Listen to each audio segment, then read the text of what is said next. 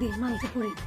ইস, আমার দুলাভাইয়ের মালা এই গোবর গণেশকে পরাবো আমি? চিতবো না। গোবর গণেশ? হোয়াট ইজ গোবর গণেশ ভাবি?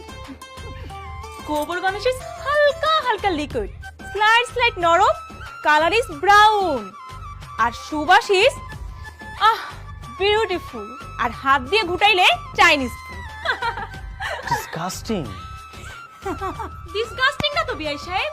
গোবর গণেশের আমেরিকান অর্থ হলো the cow dung is American domestic animal হাগু। ভাবি, তোমার বোন কি আমাকে অপমান করতেছে নাকি? হ্যাঁ, কি বলতেছে এসব? আমার মাথার উপর দিয়ে যাচ্ছে কিন্তু সব। ছি রিয়া, এভাবে কথা বলতে হয় না, মেহমানকে সম্মান দিতে হয়।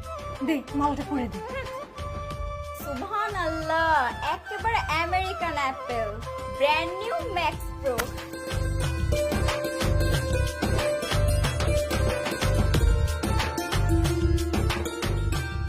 ওই তো দুলাভাই, আই সরেন তো।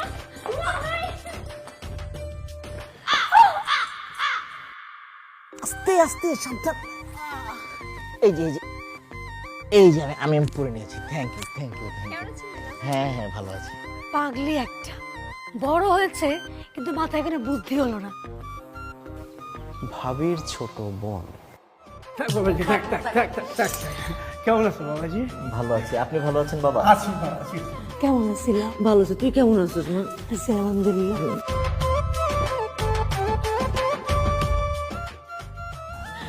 বাবা তুমি কেমন আছো? জি মা, ভালো আছি। আপনি কেমন আছেন?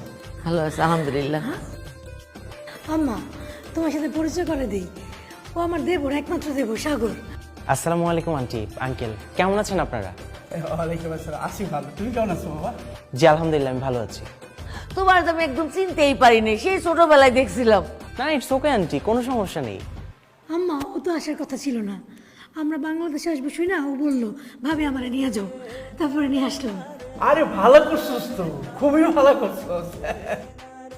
একটা সপ্তাহ খালি যাইতে দেন, তারপর আপনারা এমন মজা দেখামু যে জামা কাপড় খুললা রেখাই সোজা আমেরিকায় পালাইবেন। বেআইন তো নয়, যেন একটা আগুনের ফুলকি, চোখে মুখে শুধু শয়তানি আর শয়তানি। আমাকে প্যারা দিতে দিতে একেবারে নাজেহাল করে ফেলবে। আচ্ছা তোরা কি এইখানে দাঁড়ায় দাঁড়ায় কথা কবি? হ্যাঁ, আই তুই দাঁড়ায় দাঁড়ায় কি দেখতেছিস? হ্যাঁ, নিয়ে আয় মেহমান বাড়ি নিয়ে ভিতরে আয়। আয় মা, আয় ভিতরে আয়।